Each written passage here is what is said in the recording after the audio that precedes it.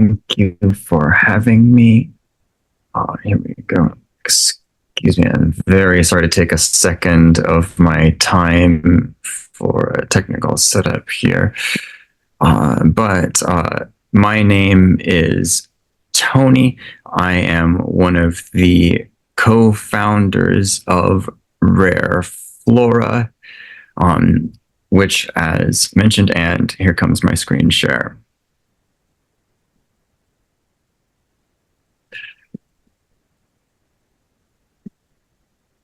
All right. We'll start your time now. Okay, thank you. My name's Tony. In my first life, I was a computational plant geneticist. Now I'm one of the co-founders of Rare Flora. And at Rare Flora, we're implementing phytomining, which is a way of sustainably sourcing metals from plants.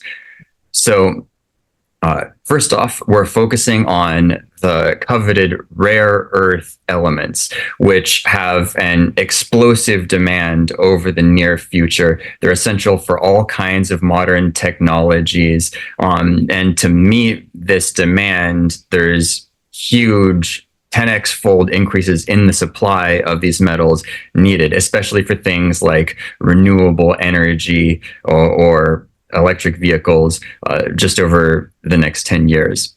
So the traditional way of acquiring rare earths is by open pit mining, which is costly in the hundreds of millions of dollars of upfront expenses. It's very slow, requiring decades to get started. It's environmentally destructive, and it's at high risk of supply disruption. We can see that illustrated in this chart from the US Department of Energy, where the long name rare earth elements over here, dysprosium, neodymium, and praseodymium, are placed in the highest category of supply risk. So what we're looking at is we really need a new supply of these metals.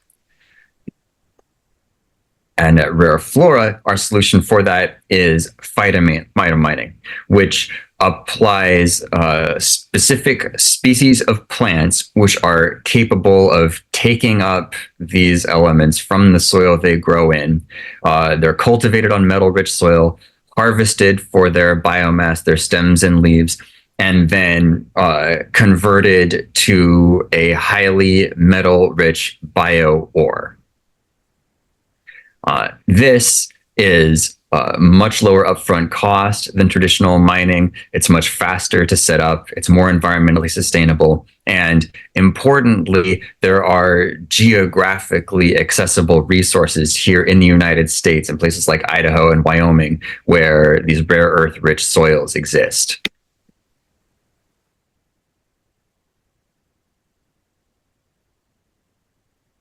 Several others, mostly targeting plants that take up nickel. At Rare Flora, we're the only company that's developing a phytomining system to take up rare earth elements in land plants. Revolution here, as you see, which is also working on rare earth element phytomining, is taking an interesting but different approach using seaweed to work on coastal resources.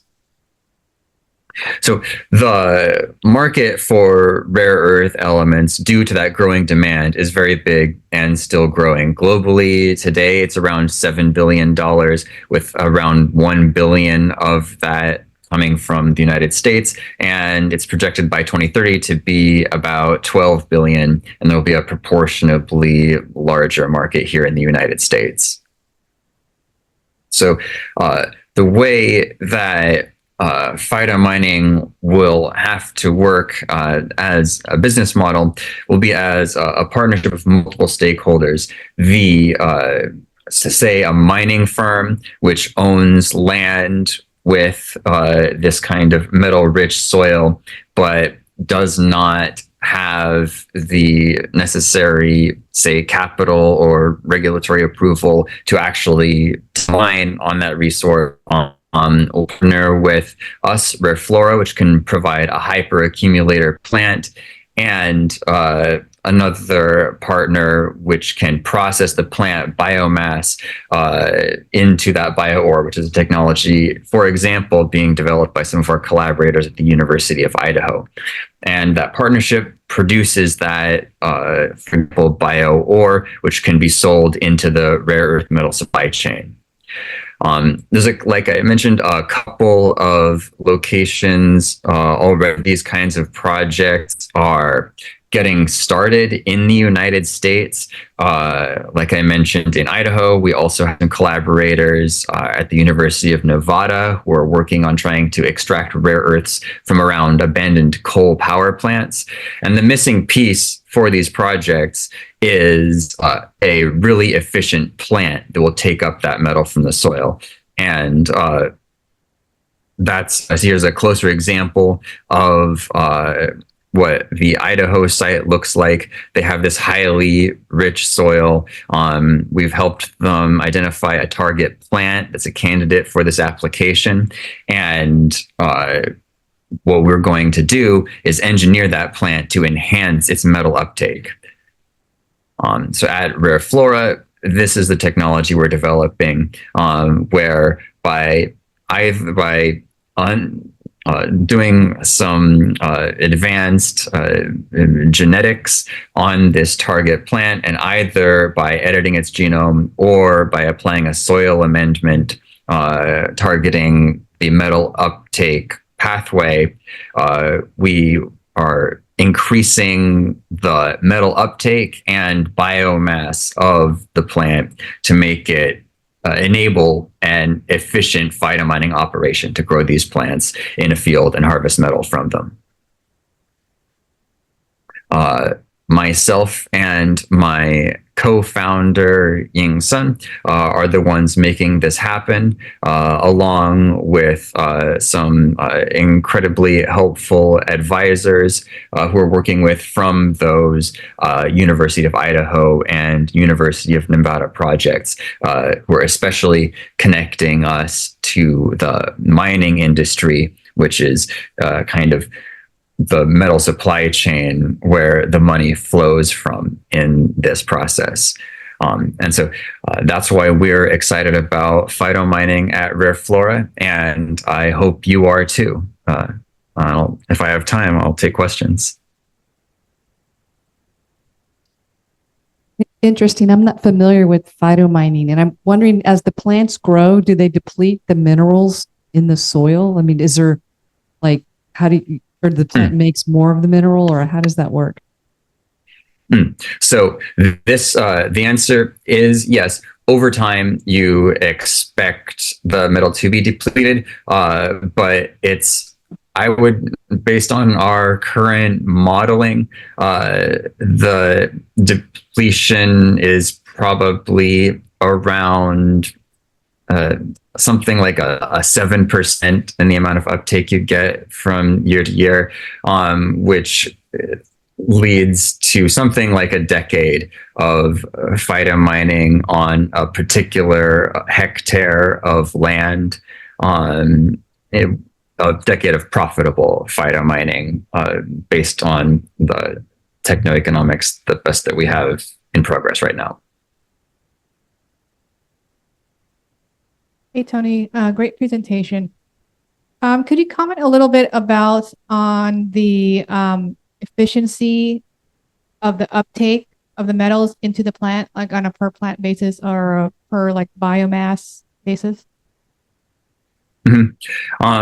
So the background on this is that in nature, for another metal, nickel, there are very specific species of plants which take metals that achieve multiple percentage points of nickel in their dry biomass, like up to like 5 to 10%, which is huge. The plants that we're looking at here specifically for rare earth elements in their wild type form take up probably about 1% metal per their dry biomass, which is more than most other plants and is kind of at the same level of concentration that we see in the soil. But we are planning to use, these genetic approaches to step up that level to the same 5% or 10% in the dry biomass that we already see in some wild plants for other metals. Hey, Tony, one last question here. I'm curious whether, like, what the math has worked out to the ability to produce these metals at or below the existing commodity price of mining them. So, in the United States, there's one existing rare earth metal mine, Mountain Pass Mine, which I've been, they publish their quarterly reports that has some of this information for the current standard. And in terms of like the first step of rare earth metal processing, it's just to get to what you call a metal concentrate, like the first step of extracting it out from the rock where it's still mixed with some other stuff.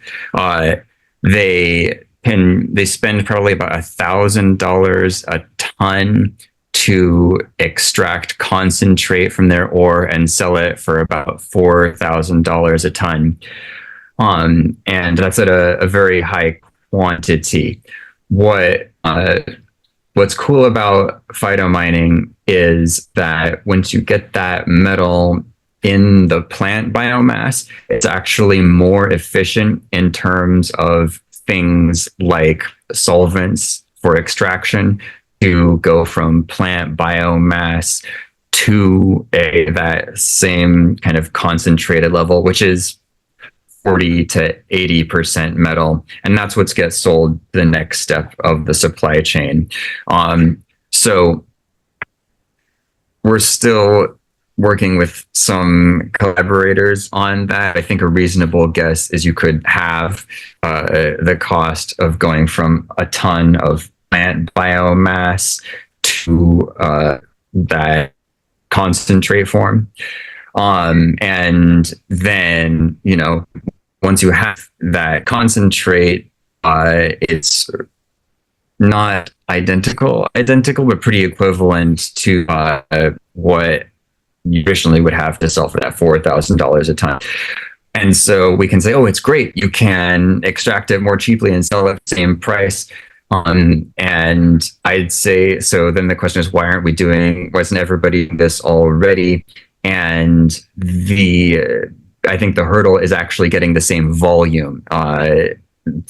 Taking like several acres of land and phytomining on it, you estimate, some of it remains to be seen, but you estimate it would take multiple acres of land to get a ton of metal concentrate per year.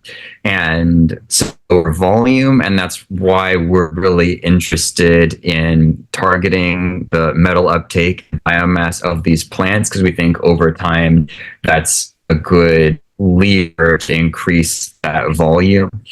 And I think that covers, for as long as I can talk, some of those economic considerations.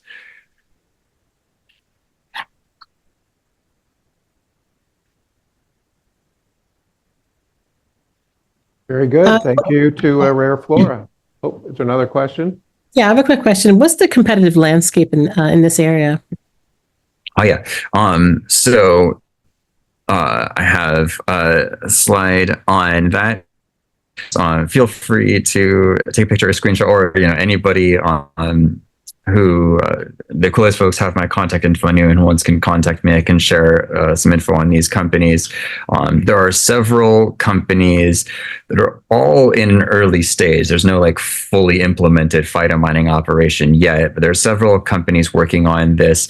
in the North America and Europe regions, mostly for nickel. Like I said, there are already these almost ready to go nickel phytomining plants that exist.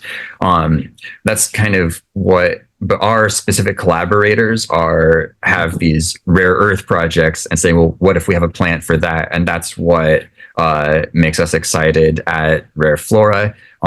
We think we can make the first efficient rare earth phytomining plant. And we use Louis Lotion, who is doing it with seaweed rather than land plants, which is almost an apples to oranges situation in terms of how and where you apply it. And it sounds like I may now be over time. So thank you very much, folks.